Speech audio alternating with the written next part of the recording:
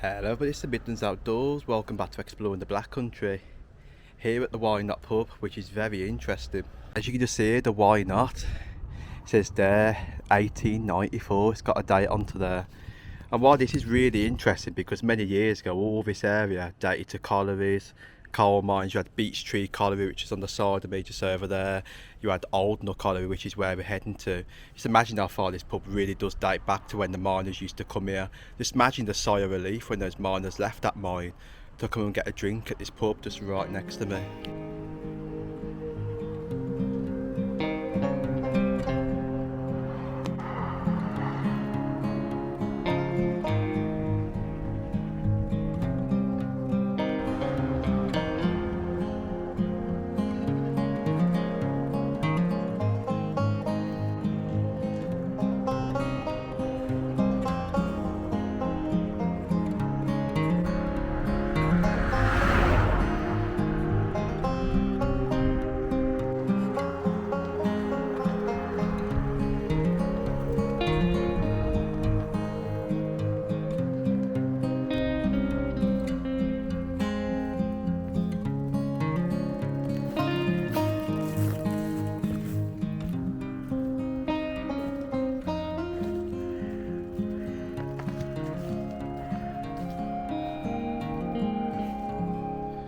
So here we are. This is where old Nook Colliery was actually situated many years ago. You can just tell by evidence of old brick wall just right around the corners, where an old tramway used to come down all the way to the Hayes. I do believe there was a tramway from the Beech Tree Colliery just where the Foxcoat Lane is down the back.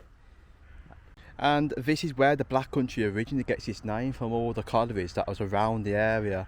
So all the smoke what was coming from the coal mines travelled over several sections, Wolverhampton, Dudley, marking the boundaries of the Black Country, because it was always back in those days full of smoke, very dark with the fog, the Industrial Revolution. And what really fascinates me with coal mines is there was that many of the Black Country. There was tons, there was even some by me. And I have always got the chance to see at least one of them, Nook Colliery in Halesowen. It's been derelict for quite a long time. You can actually walk around the dilapidated buildings, one of the engine houses there, and also a fan house, which is quite cool. So here we are. You can just see there is evidence of a colliery being here in the old days. You can just see the old brick wall just starting from this corner, then going all the way down. If I zoom in, you can just see it right the way there. I believe there's some like metal sticking right away out, so if we get up to there, we'll quickly show you that. We can just see there is evidence over here. I'll just on the floor, there's a load of brick and also these. So if we just come down, you can just see there is a load of these on the floor. I'm guessing that these could have been tiles for one of the roofs over here, whether it was for a workshop, winding house. And there's a couple of buildings onto that corner. I think the winding house used to be just right away in front, so we'll show you that in a second. What I really find cool about this spot is down there on the dip, if I can try and find it in a second. You can just see there's even this here, and then underneath there this goes under, but there's a lot of concrete onto here. Just carefully making all the way down here. You can just see all this sticking out. Now I'm guessing that this could have been the tramway. This could be the old remains for it right the way there. There's bits there, there's bits there on that corner. This could have been the tramway going all the way down. I know there was a tramway here that went down to the Hayes, an old photo map on for you now from the Ordnance Survey.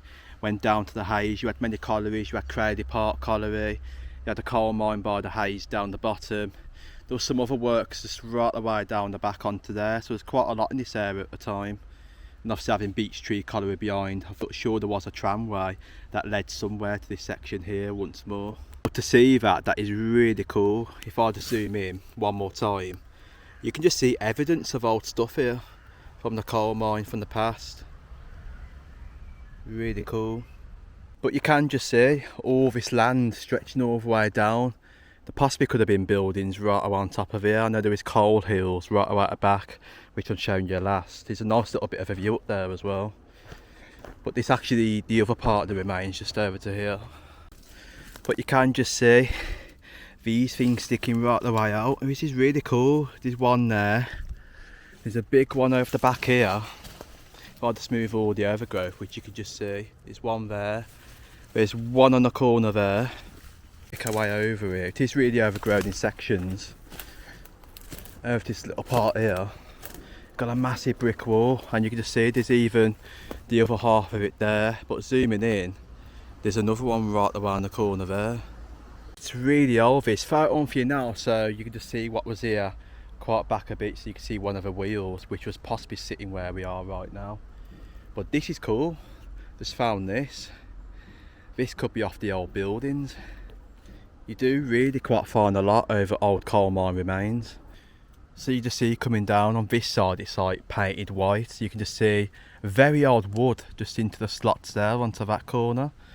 Got a slot here, and then onto that corner there is another bit of wood onto that side. But there is massive metal poles sticking right away from the top of the wall onto here. But what's down here? So just viewing down, there's even more. We've got more old brick wall parts here. If I just pan down to show you. Went over onto this side, you just see there's even more. I'm thinking this is where the winding wheel went. Right the way here, you see all these metal poles sticking out. There's one on that corner on that end, matching it up with that corner there.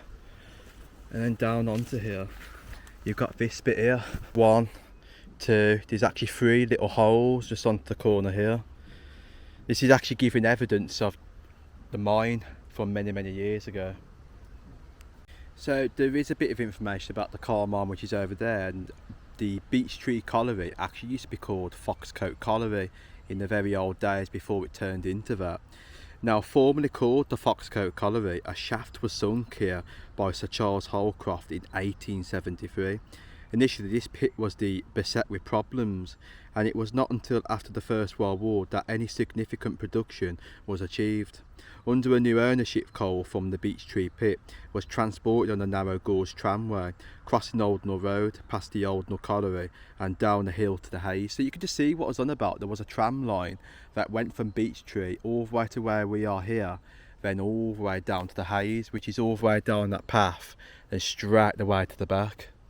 So it does mention here about the pubs which are down the road. So the taverns along 2 gates must have served as a welcome watering holes for thirsty miners seeking refreshment after a shift working in the seam. So conditions at the colliery were by all accounts fairly grim. The relatively poor quality of the coal meant that it was only sold to factories, and there was a little investment in machinery. As a result, it was tough work for the men bringing the tubs out the colliery. Even the cage was wound by a horse that had to walk around in a circle. It says during the Second World War, a number of foreigners were brought in to work at the seam. Men from Poland, Latvia and the Czech region brought a new dialect to the pocket of the Black Country. So following the Second World War, the colliery came under nationalisation programme, which resulted in construction of an office, canteen and a bathhouse. Production figures exceeded 80,000 tonnes per annum before disaster struck in 1958, when water seeped into the mine causing flooding. Although the water could not have been pumped out, it says the added cost to production was possibly prohibitive. Then the National Coal Board decided to close the mine, resulting in the loss of 118 jobs. And it says there the pit headgear was dismantled in 1959. So basically behind it says this mine was actually owned by Fisher & Co in 1885. Then in 1900 to 1915 was the Oldnall Colliery Company. In 1918 to 1940 was Mobley and Perry Limited. And since there, opened 1885, closed in 1940. Imagine around about 1940 when it closed, all the buildings were dismantled. Some of the wheels here were dismantled. I'm guessing some of the tramway was actually still there. I've heard stories of like the older people coming over here. Some used to play in the tubs going down the track, what I've heard. So you imagine back in those days, you imagine what it really was like seeing the mine here. It would have been much different because today nature has really taken back on this place, all the trees. Just imagine how far nature really does take back on industry after it goes derelict. But this is where the Black Country really gets its name from, is mines like these. So let's go and see what else this place has to offer and go and see what else we can find. Right, if we just journey a bit out of this place and come out into the open, just further down, this is actually where the coal slopes were for Old Nook Colliery. Right the way here, as you can just see, evidence. It's a bit coldy down here, as you can just see. It does remind me of Nook Colliery, sort of, going all the way down. Wow. And you just see right away here's the coal slopes going right away up, just here as well, all the way up to there. So you can 100% definitely see those evidence of colliery over here. I mean, that is one big coal slope leading right away to the top. Yeah, this is it, right away to the top of this little bit here. You can just see the coal slope coming right away up, but then it gets higher up that way. Let's go and check out and see what's up to there. We just park our bike on the floor, we'll have a quick walk up right to the top. Oh, we're nearly there. And then it comes to an end up here. So this was the high point for the coal slopes right away here. Oh, this is really tall up because you can just see a massive view just appearing right the way at the back, and I can just see the back end down to Stourbridge from here. This is really tall up. How cool is that? But what astonishes me is the whole nature has taken back on this place. Many years ago, these trees wouldn't have been here, it would just been open land and these coal slopes. It's really crazy how fast nature really does take back on the place. It really is. It's beautiful over, it's thriving with wildlife.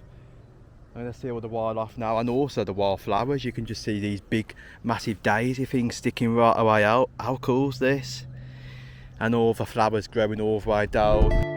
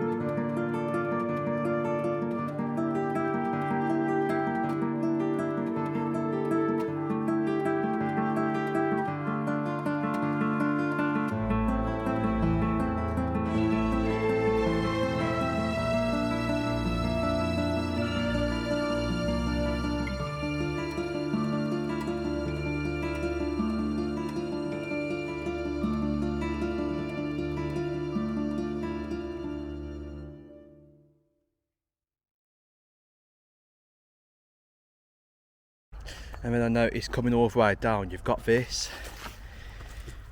right the way here, going under like an arch. So underneath this soil would have been more old-fashioned brickwork just under here. How cool is that? Even more bricks. So there we go, that's basically Old Nook Colliery. There is so much our remains over to here, there really is. I just noticed this, I didn't see that coming down, whether I did capture it. But all the old brickwork coming down the side of the wall here, where the old buildings was. But what really interests me is down in that dip where the tramway used to come down.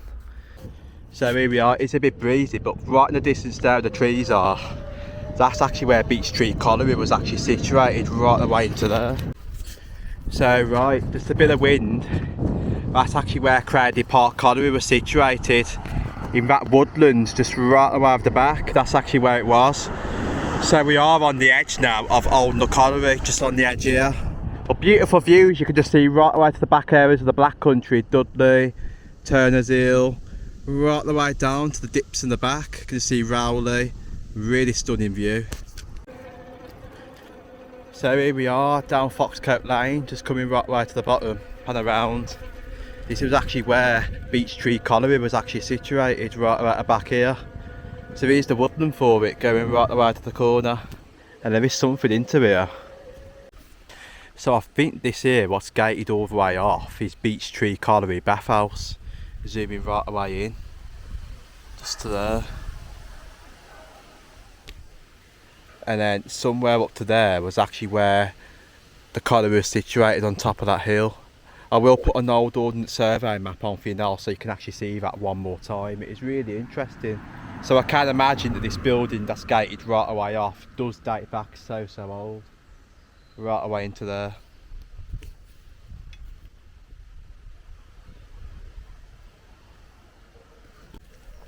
So right, this is it. This is where I believe Beech Tree Colliery was actually situated, all across here, as you can just see. Goes right away to the top. It is really beautiful over here. If we just go down, you see it bends all the way to the back down this way. You got the lovely fields which are right away at the back. Wow, it's actually the second time that I've actually been into here.